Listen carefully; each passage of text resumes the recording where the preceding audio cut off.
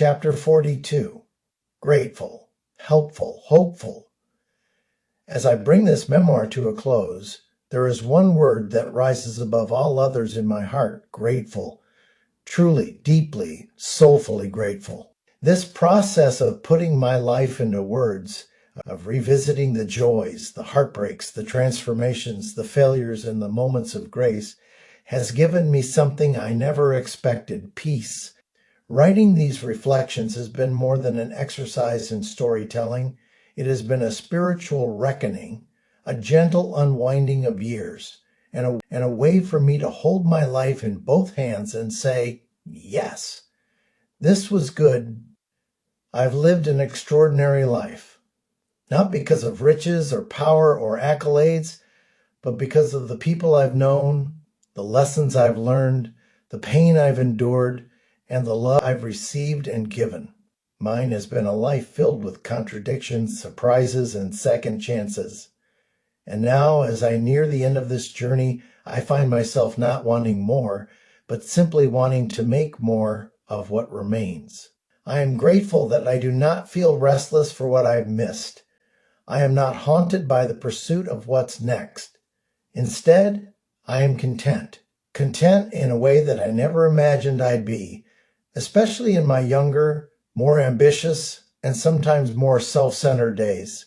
Whatever time the good Lord grants me now, I want to spend it in service, to love, to give, to show up for others, especially for those who are often forgotten or pushed aside. And that brings me to the second word in my heart: helpful. I want to be helpful, not in a grand, world-changing way, but in the quiet, steady way that brings warmth and encouragement to others. I want my wife to feel supported and cherished. I want my family to know how deeply they've been loved. I want my friends to remember me as someone who made them laugh, who listened with care, who offered perspective without judgment. I want to use whatever remaining gifts God has entrusted to me, whether it's wisdom, humor, compassion, or simply presence, to lift others up. It's important to me that people feel seen, that they feel worthy. If someone walks away from an encounter with me and thinks he made me feel good about myself, then I've done something meaningful with my life. And finally, hopeful. Hopeful that these reflections, these memories, these little stories I've shared throughout this memoir might offer something of value to you, the reader. Whether it's comfort, clarity, laughter, or a nudge toward healing, if this writing serves you in any way, then it has served its purpose. I have made many mistakes in my life, some small, others far more painful. But I've come to believe that our mistakes do not disqualify us from being people of worth or wisdom. On the contrary, our mistakes, when acknowledged, reflected upon, and transformed, can become the very soil in which grace grows.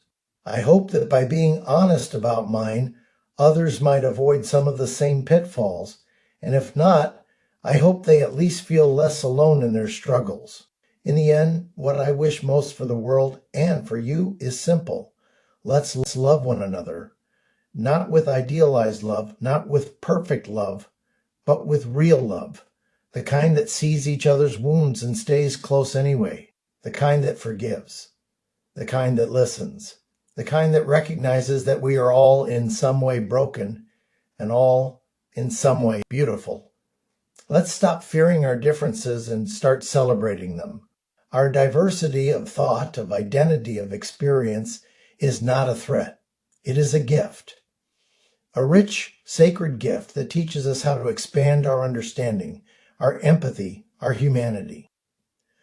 Sometimes we think we've figured life out until we meet someone who sees the world differently. And in that moment, we have a choice: to reject them or to learn from them. I hope we choose to learn, because in learning, we grow. And in growing, we become better people. And maybe that's what this whole life thing is about after all. Thank you for sharing this journey with me. May your days be full of grace, your mistakes full of lessons, and your heart full of love. We are all in this together. With love and gratitude,